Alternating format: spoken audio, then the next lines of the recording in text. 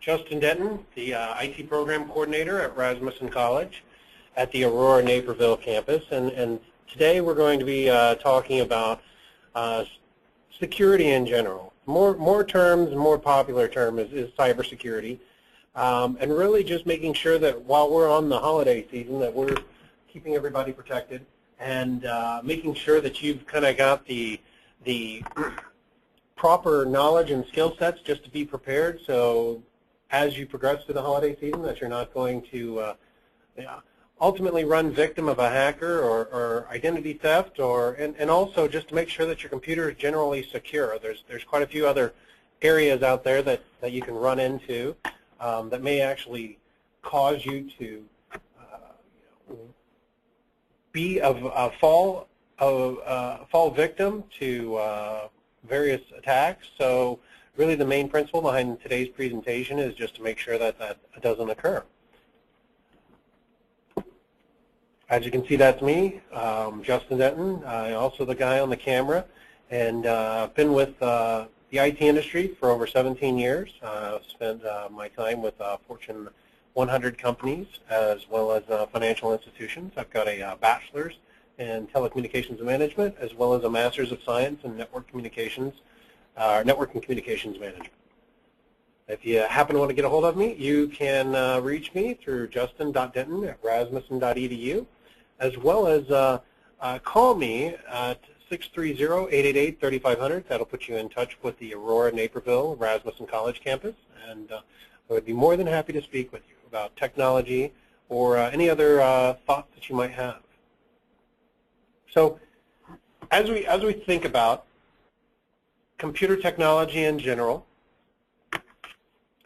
we really need to worry more so about that there's really not an end to the threats. There's really no given solution that's going to make you completely free of concerns of whether your identity is going to be stolen, you're going to end up with a virus. There's ways to mitigate that, and in all reality the technology will evolve over time, but as this technology evolves, there's always someone out there that's looking to exploit any kind of holes they may find. It's kind of, I guess you could say, hard to think in your own mind that someone's out there and they're spending the majority of their time just trying to punch holes into applications, into operating systems, into websites. But really there are. It's almost like a hobby for some, just to see if they can find that exploit. And in some instances, when they find it, they don't tell anybody except the manufacturer to let them know that there's an issue. But then on the other hand, there's others that may run into the same instance where they do punch the hole in, and they actually take advantage of that exploit and then also advertise it to others that may want to take advantage of it. This concerns, in the past, we used to be always concerned about someone stealing our wallet, stealing our credit card information. One of the biggest ways to obtain someone's credit card information was credit card carvings. And if you worked at a retail store and your credit card machines went down, to this day, people still use that old clunky swipe machine to to swipe your card, make an imprint of it, and they give you one copy, and they keep one copy for themselves, but there's usually a carbon in between those, and sometimes those just get pitched in the garbage. The proper thing to do was to tear those up, but in the past, people would go diving through the dumpster, in which kind of terms dumpster diving, and they would go through and they'd actually grab all of those carbons, and it had a complete imprint of all your credit card information on them.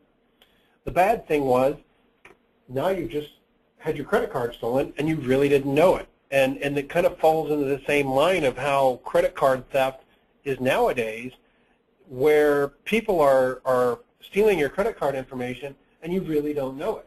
You make a transaction on a website and you personally feel that everything's good, or you go into even a store and you make a transaction, but all that information is digitally captured, and now can be even easier to steal because you don't have to get yourself dirty by jumping into a dumpster. You can have the proper skill set and obtain that information through a database. Some people will lose their laptop, and all that information is collected somewhere digitally, and now instead of stealing maybe a handful of credit card carbons, now you're stealing thousands and thousands of credit card numbers contained within a database or a text file. On top of this, our concern was if someone took your wallet, got your credit cards, got your driver's license, it was really easy to steal your identity at that point. We were always concerned, never give out your driver's license number, never give out your social security number, but almost today, we give those out at will. Someone may walk up to you and your place of business and ask you for your social security number. They need to look up some personal information about you, and you don't have that much concern about giving it to them anymore. And now that lack of concern has kind of transposed itself over into the internet era, where people can automatically just toss anytime a website prompts for that type of information, a majority of the people will just plug that in, thinking it's always safe and secure because I've typed it into my web browser. But in all reality, it falls back to there's not really an end to this, because as we go through, there's going to be quite a few different ways that one could actually keep track of this information and watch as you submit it and actually record that for themselves. The whole principle behind this talk today is really not to feel like you're going to be a hermit. It's not to make you feel like you need to hide and never go out and go shopping, go to a internet website, or even just completely shut down your computer and toss it in the garbage. But it's more so just to make sure that we've got the right tips to kind of mitigate and limit the amount of exposure that we personally have while we are out on the internet and even in stores. I go through this presentation quite a bit, and it may be that I talk about this, but I'm probably one of them that I feel enough well received enough that I can go out into an online environment or go out, and I've used these principles long enough that they become almost second nature. So you almost get a little bit of suspicion to you while you're working on a given transaction. What do? You've been victimized.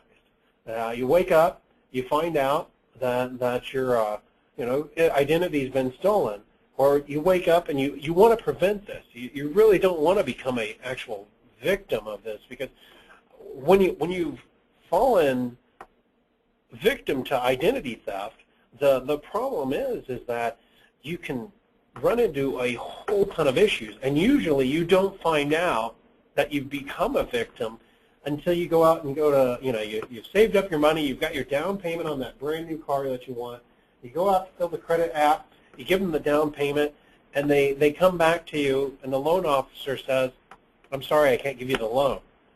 Your credit's bad. You have a horrible credit score.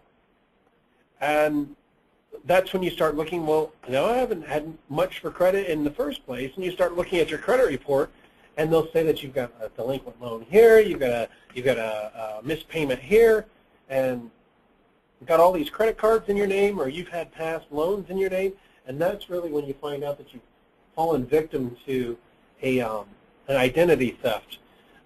My wife, in particular, even ran into this one where it was around Christmas, and it got even worse. Someone actually stole her identity. We didn't know it, and then around Christmas time, they shut down her bank account, which really wasn't cool. So we had limited access to funds even at Christmas time. So then we did some searching. We found out that there was someone that had taken out unemployment in her name. They had taken out loans in her name, had unpaid medical bills in her name, and we've had to spend, and literally something that can happen in a matter of what seems like minutes can take years and years to correct. It literally took us somewhere around 5 to 7 years to get it completely fixed where we don't have that issue anymore. But nowadays, they have a little bit better. This was in the early 2000s, late 90s. They have a little better ability to check that at a credit agency and a bank level. The only problem is it's still only as good as they've implemented it. So if the person comes in with all that information, they've got all identity, driver's license, credit information, their pictures the same, and they still can go through, and it doesn't always set a red flag off. Some other things when they go into a digital age, there's tools called packet sniffers, and really what a packet sniffer is something that sits between you and the network that you're on, and basically sits out there and watches activity on a given network. Now, when I was in college, I had a roommate that got involved with packet sniffers, and this is before the internet was kind of segregated the way it is now. So we're talking in the mid 90s, mid to late 90s, where he's sitting on at our apartment with a packet sniffer on the MediaCom, or not the MediaCom, it was like AT&T's network. The cable company's no longer in business. It's probably one of the reasons why. And would sit out there on the internet and watch all of this unencrypted information go through. It would surprise you back then how much information was unencrypted. And when I say encrypted, it's, you know, like the picture represents on the screen. You type your password in, and in the background it's basically flip-flopping your password, so when it sends it across to the internet, it doesn't look like what you just typed in. So when it's unencrypted, if I type in my password as Sparky the dog, it's going to send that completely across the internet as Sparky the dog, not, you know, happy how are you. And even though when it decrypts it, it actually means Sparky the dog. So when people were sending information across that and he was running his packet sniffer, we basically watched all this activity on the internet and these open passwords coming through, usernames, the website they would go to, the username they would enter, when they would enter their password. And we would see all this information, and obviously to test it out, we would occasionally plug in their information and actually see validate what we were seeing was correct. And it would end up showing that it was. Nowadays, more people are concerned about ensuring that the information sent across the internet is encrypted, but that's one of those things that we'll get into where we want to make sure that when you are going to a website that you're making sure that you have the telltale signs that what you're typing in is actually being sent as an encrypted communication, so that no one can sit there, a college kid in his dorm room isn't sitting there watching you type all your information in and send it across the internet. One key thing is if you're not using computer software or hardware to protect you against this, then you're basically just handing your information out. It's kind of the age-old saying when I was a kid, and we would leave the refrigerator door open and just leave it open and stand there looking at all the food in there, and we'd stand with the refrigerator door open for 30 minutes deciding what we want. We may grab food out, make it on the counter, and all while we leave the refrigerator door open. And then my mom walks by and slams the refrigerator door closed and pitches $1 out the door. And you wonder, why did you just do that? Well, you just gave our money to the power company, so I'm just going ahead and throwing it out the door for them. It's basically, if you don't have the software or hardware on your system, you're basically just opening your wallet and just passing out your information to everybody around you. So when we go through here, there's going to be some examples of software that you can utilize today after this meeting that will help protect you and keep your information more secure and light, keep your wallet zipped up tight. So tips for protection. We've got antivirus, anti-spyware, anti-malware. There's a new virus going around, and we even heard somebody talk about this earlier today, where there's anti-ransomware, where it's similar to a virus, but instead of hurting your system, it holds your system hostage until you actually pay for the software to remove it. When you're looking for this type of stuff, you want to make sure that you go with a reputable brand and something that may be recommended to others.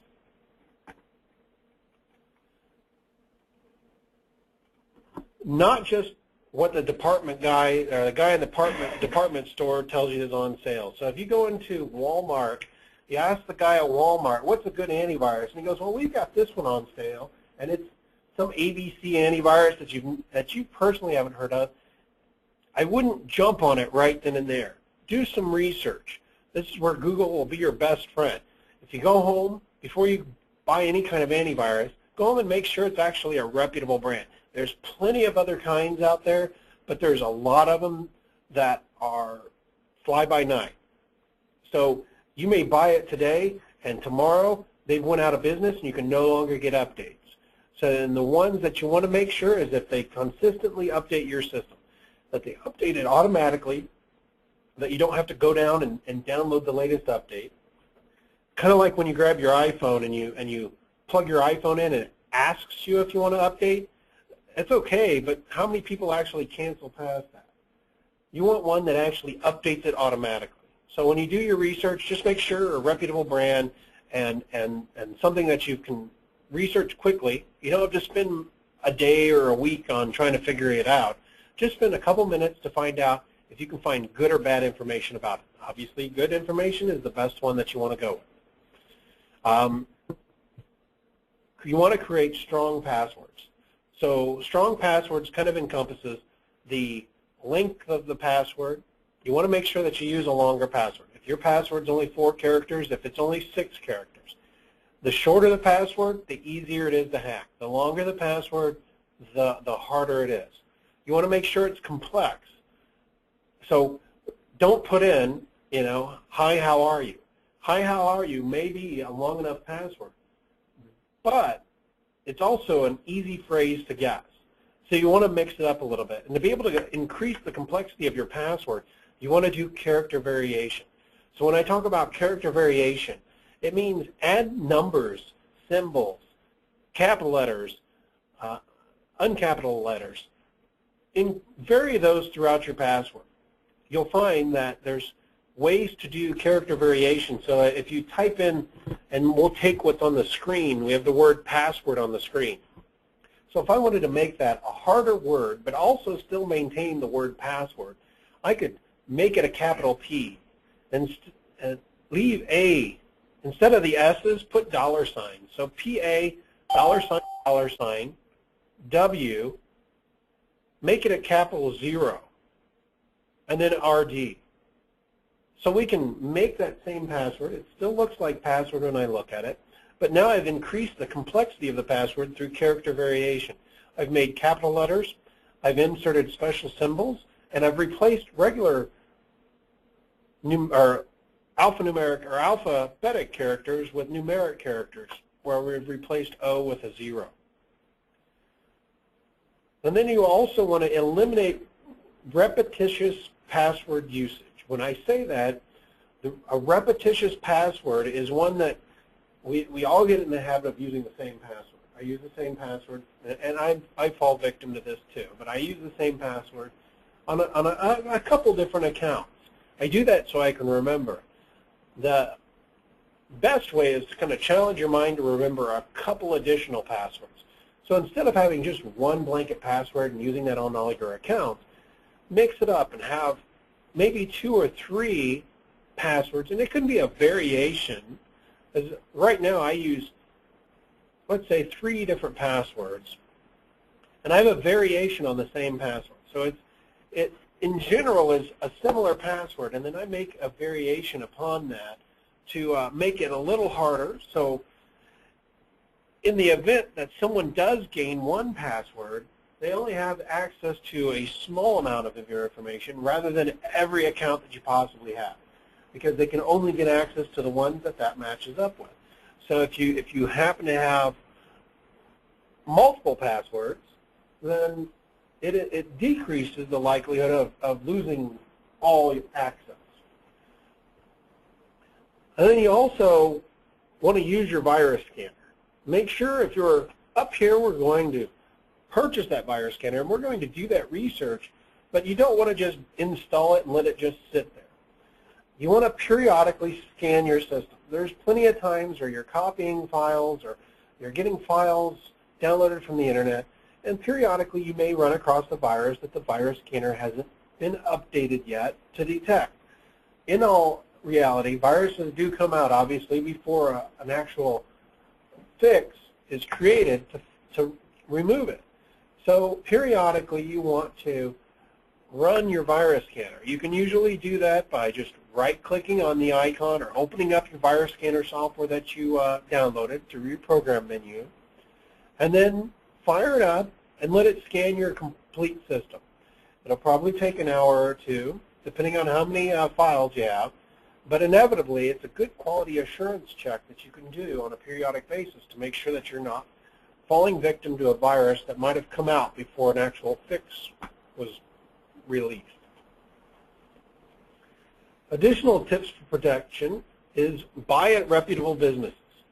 So if you're online, you find a really, really good deal, and I do this activity in my class here where we go online and we shop. We make sure that, you know, we try to find the best prices possible. And as part of that activity that we do on around Black Friday, we make sure that we keep important, you know, tips to make sure that you're going to a reputable business. So there's people that you can find the best price, but the best price may not really be for the truth. You may find a one-off website that says you can buy an iPad for $200. Most likely, if it's too good to be true, it probably is. I wouldn't recommend purchasing something from one of those sites. If in doubt and you feel really compelled to take advantage of that, you want to make sure that you go on to Google, research the company name, research the web address, do a quick search, and find out if there's any reviews. Because inevitably, you're not the only one that found that deal. There's plenty of other people out in this world that have run across that same deal. So you just want to make sure that you don't run into the same situation.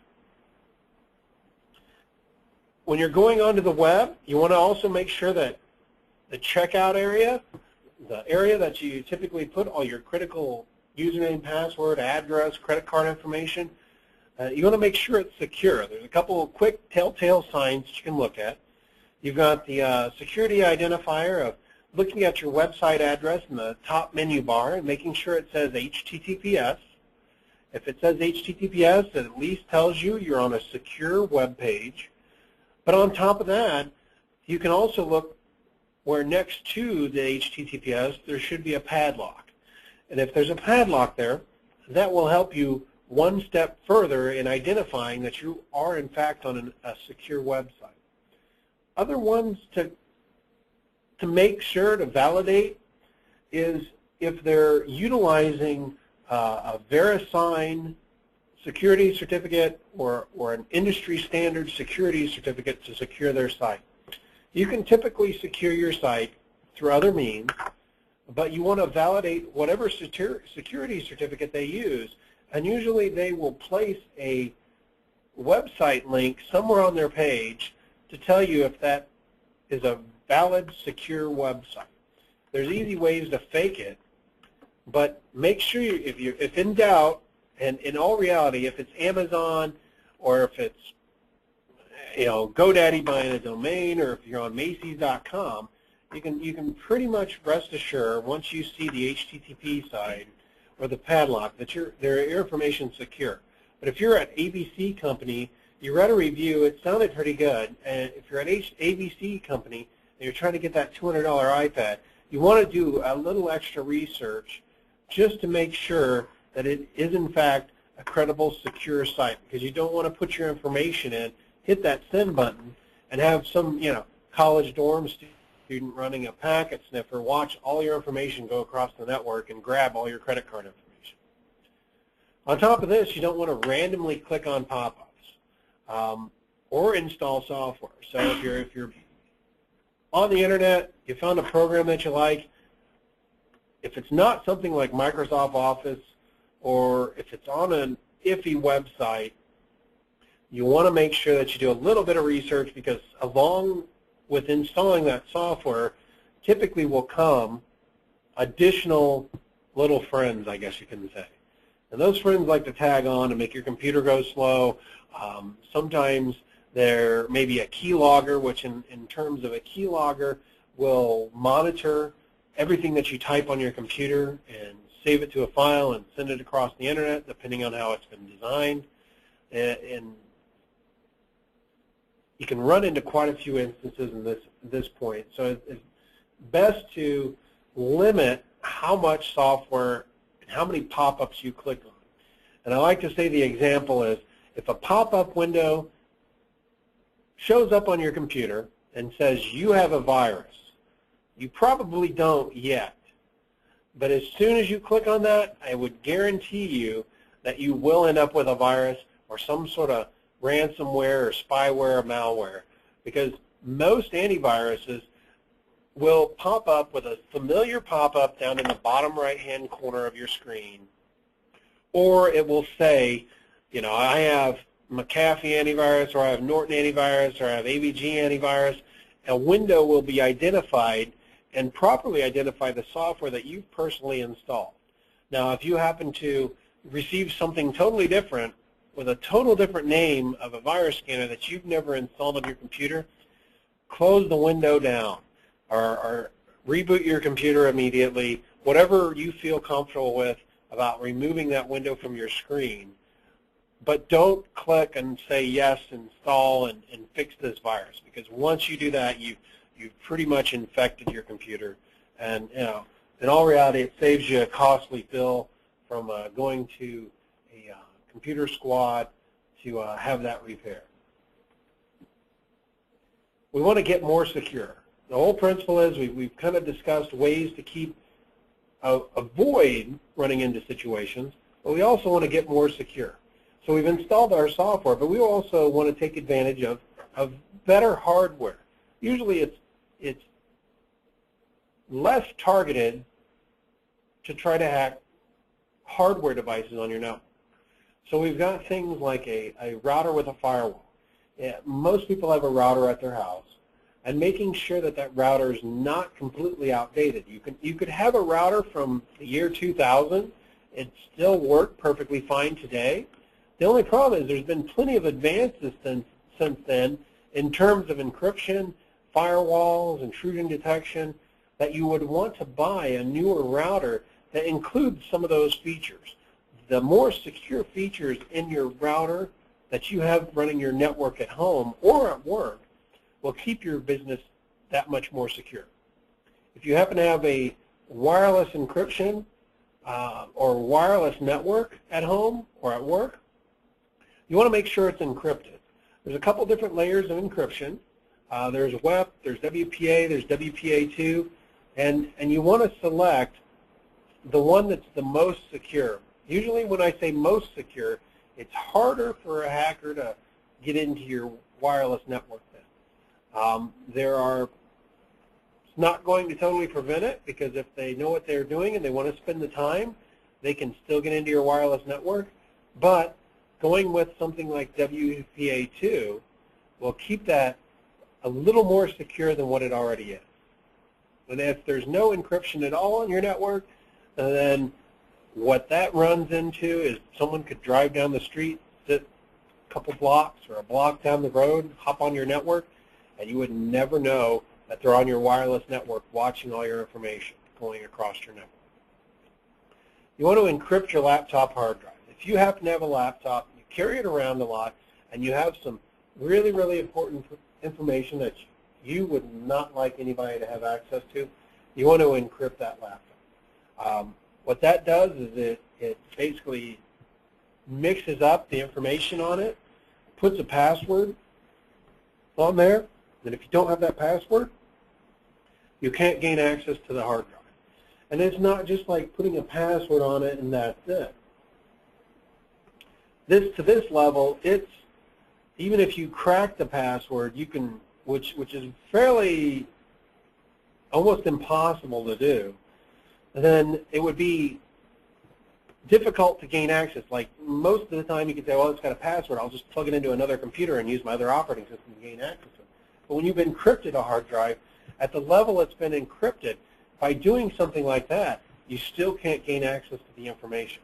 And you can encrypt not only your laptop hard drive, but you can encrypt portable hard drives, flash drives, something that if you happen to bring to school on a daily basis, and you would worry if someone got a hold of the information, maybe you save your tax files to it, then you would definitely want to make sure you encrypt your hard drive. And we'll go into, at the end of the presentation, I have a open sourced encryption software that you can utilize that will help take care of this and really become no cost to you to be able to implement.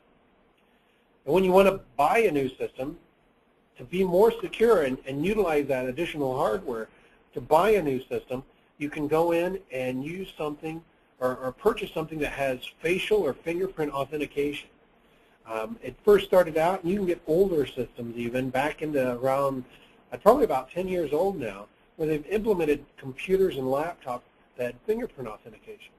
This has continued to evolve, and more manufacturers have picked up on this. But now, manufacturers also have facial authentication. So if you go to get access to your computer, it'll recognize your facial outlay and then go ahead and allow you to authenticate to your computer. It does it at a couple different levels. It can do it as a hardware level once you turn your machine on. It requires authentication, and it can also do it at an operating system level, which is not as secure. So when you look at this, if you're doing a lot of research, and this is definitely something that you're concerned about, make sure that you look at it at a hardware level, because at a hardware level, it'll protect your system that much further. So I want to secure my operating system. So we talk about operating systems and how they're not generally easily secured. Well, we can rest assured that there's various operating systems that can be stated as being more secure than others. And we'll hear typically where the Mac operating system is much more secure than Windows. If you've heard of Linux, which is basically the top three, are Mac operating system, Windows, and Linux, we'll typically hear that Mac operating system is really secure, or if you're familiar with Linux, Linux is more secure than Windows. And in all reality, not one operating system is secure or more secure than the other. It's just people are less individuals write viruses and code against Mac and Linux. Windows has been out there and more popular and has kind of had a bad connotation with it for so long that people have generally tried to write more malware and viruses against it. We'll see as Mac operating system, Macs actually take a larger piece in the marketplace, that we've started to see a little bit of a virus coming through. So what we'll want to do is, as we go through the Mac operating system and the Linux and Windows operating system, we'll see a change over time, over maybe 5 years, and most likely sooner, where people will start writing more viruses against the Mac operating system. Usually the operating system that becomes the majority is the one that hackers and people tend to write viruses against. Linux, you may actually find out Linux has never been completely mainstream. So at that level, they may never actually have the attention towards identity or malware or viruses that Windows has ever gotten. But inevitably, there's still occasionally a virus that may come around. But the two that you would say that could be potentially the same, with Windows still being a little higher at the moment, would be Windows and the Mac operating system. So, you know, what this changes, and I kind of have this stated on the slide where this percentage will change every day, and it all really falls into what becomes mainstream. As we see market share progress in the Mac industry, we'll also see more attention given to that, where there may be a need for an antivirus software. So we've got the selection process. And we've talked about this a couple different times. We talked about going with a reputable and recommended brand, not just something you've heard in passing that was a good deal. You also want to make sure that you've looked up reviews and have Google as your best friend. Google is a quick way to look up reviews and figure out what may be going on. And then when in doubt, don't just try it out. If you can't find any information, I would say the last thing you want to do is just go ahead and buy it and stick it on your computer. That's usually the worst case scenario, because if you're just tossing it on that computer and you haven't found any information about the virus scanner or the hardware that you're purchasing, some of those can actually be viruses in itself, or a disguise as adware or malware. So make sure that you take enough time to research this and do a little bit of research. The research process is not very hard, but go through and research everything out to make sure that it's something reputable. If you can't find anything, I would say give up on that as a selection and start looking for something else. And then in all reality, after we've done all of this, you know, like I said at the beginning, it's inevitable. We'll never avoid all of this, but we want to make sure that we keep our data backed up. Why to back it up is it's inevitably you can still, after working through everything, you can still run into a virus potentially. You know, you're going to greatly lessen it, so it's not like you're going to run into a virus every day. But inevitably you're going to come home one day, or maybe never, and find you've gotten a virus, or worst case, your hard drive's crashed on your computer and you've lost all your data. So you want to make sure that you keep it backed up. There's quite a few different ways to back it up. You can use a USB key or a flash drive or an external USB hard drive. You can burn it to CD, or you can put it up on a cloud drive, something similar to Google Drive or Microsoft SkyDrive or Dropbox.com, as a means of keeping all your data backed up. You know, what should you back up? Well, I would say financial data, pictures, I commonly hear that, personal documents, and really anything that's personally important to you. And basically the thought process is that if my PC were gone, if I walked in and let's say someone broke into my house and stole my computer, what would I miss the most off that computer? You know, in general, don't say Microsoft Office. That can always be restored. Applications can always be brought back. But things that cannot be brought back are the one things that you want to back up the most. So if you've written a manuscript, or you're writing a book, or you've got all your family photos on your computer and you don't have it anywhere else, and I've commonly seen this where people's family photos and as myself are the most important. So if they're the most important and there's only one place you have those housed, you want to make sure that you back those up somewhere. And then we want to flip over to which devices are more secure. So we talked about secure software, but we want to see which devices are more secure. So you can think of mobile devices being more secure because less people are writing viruses against that iPad, that Android phone, or the iPhone, or any kind of tablet or phone. They're more secure in that standpoint, but the only problem is they're at a higher risk of being stolen. So in those instances, you still have a means to back those up. We've got for iDevices like iPhone and iPad, you can use the iCloud, which will keep a backup of your data, and Google Drive and using Google Plus on your Android devices help back that information up. So you want to make sure you take advantage of those automated backup services. Your laptops are typically the next highest. They fall in the next highest not because their operating system is less secure, but more so that they're still at a higher risk than a desktop of being stolen. A lot of corporate information that has been lost or had reported being stolen in the past had been typically on a laptop. And then third, for desktops, usually the big clunky thing in your bedroom or in your office. A lot of people don't typically want to take off with those. They're too hard, they're too heavy, and probably more more at risk of viruses and computer hackers gaining access to them than actually having a physical theft occurrence. When it comes into comparisons of a virus themselves, desktops and laptops will be equal. They're the kind of the hot spot for obtaining access and gaining access to your information. We would at some point probably see a increase in mobile device hacking occurring, but at the moment, at least the two main items that you would be more interested in securing would be your desktop and your laptop. Then also you want to keep in mind that anything that's on a network is typically at risk of being able to be hacked.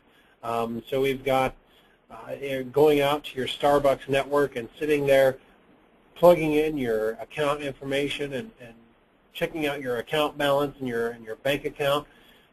Because you're on a public network, you can still potentially run the risk of sending that information across the network encrypted or unencrypted. The problem, or the good thing nowadays, is that banks are required to mandatorily encrypt that information, so you don't have to worry too much about that. But just keep in mind that if you're not at your home network, you've spent all the time securing your home network, the visiting networks you're on may not have taken that much care into securing their network. So you may want to take a little bit higher precedence ensuring that your information is secure on your own laptop to at least prevent any issues on I guess you could say, as vacation type networks. You know, why are devices safe? Mobile devices tend to be safer because less people write viruses for them. You know, it all comes down to, even though they're quite popular, writing a virus can be still as easy, but the way we have mobile devices set up nowadays going through a app store mechanism is there's now an approval process by the owner of the operating system. So when you go to write an application for an iPhone or an Android device, they have to go through Google and Apple and go through an approval process and a quality assurance check to make sure that there is no viruses and there is no bad code in them in the first place. You know, inevitably some go through, but for the most part, quite a few of them are deterred, and that's what limits the risk of viruses. You know, desktops and laptops are obviously an easier target because you can run into pop-ups. There can be remote code execution. Basically, what you can run into is a virus that would ultimately be given to you through almost like a step that you haven't even recognized of your own. So keep in mind those are kind of the two categories that we fall into. And to wrap up, we really have a few free tools that you can utilize. When we look at Avast and Trend Micro House Call, Microsoft Security Essentials, those websites are going to give you some antivirus protection. I would also throw in AVG, which is a personal one that I've used quite a bit, that all free tools that will help protect your system from viruses and malware. If you're looking at more of a firewall, if you look at Zone Alarm, it's a great firewall that you can install on your system that's better than the Microsoft one that comes with the Windows operating system. And then also Malwarebytes is a great application that if you do happen to be infected, or they have a preventative tool that will run in the background on your computer to prevent malware from getting on your computer. So having a couple or a combination of these tools is a really good way to make sure that you don't run into any issues along the way. Some get updated faster than others, so if you have Avast and Malwarebytes and Zone Alarm on your computer, you should be good. Just keep in mind, only install one antivirus software. So when it comes to Avast, Trend Micro, AVG, Microsoft Security Essentials, having one is perfectly fine. Putting more than one in can actually cause issues and cause your machine to slow down because the antivirus software almost fights against one of them. The last set of tools are more for personal use to kind of increase your ability. So if you want to dive in a little deeper, and start fixing some of these problems for others, you can use tools like the Ultimate Boot CD, which will give you a bootable CD-ROM in case the machine has been compromised, that'll allow you to get into a system and repair some of the virus damage, and quite a few other tools that you'll find helpful. We have Snort, which is an intrusion detection system that's open sourced and totally free, that you can check or monitor networks to make sure that there's no at-risk areas. TrueCrypt, we talked about hard drive encryption and encrypting your desktop hard drive, laptop hard drive, and so forth. TrueCrypt's an open source, totally free disk encryption software that's been around for quite a while, and it's definitely a great one to take advantage of. And then we've got Backtrack, which falls in line with the way the Ultimate Boot CD functions. It's a bootable disk of security prevention and penetration testing tools that will make sure that you've checked out your network or any other network that you may be on. In closing, just wanted to thank everybody for joining us today for this real quick webinar on security. I know it's